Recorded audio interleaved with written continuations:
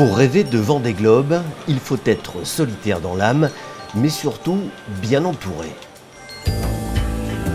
Après 10 mois de travail, les équipes du chantier multiplace de Vannes ont définitivement passé le relais au Gitana Team. Le Mono 60 Edmond de Rothschild est enfin prêt à rejoindre son élément.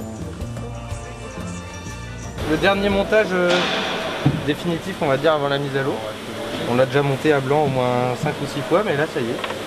Normalement, c'est la dernière.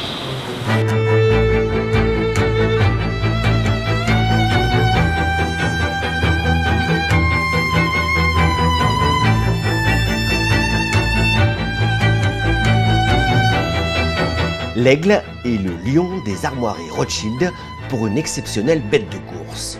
Avec le Mono 60 Edmond de Rothschild, Sébastien Josse dispose d'une machine à la hauteur de ses ambitions. Un bateau parfaitement dans la lignée des Gitanas, aussi beau et performant. 3 mètres encore. Et on avance. C'est quand même émouvant. La pensée, on est parti d'une page blanche avec le Gitana Team.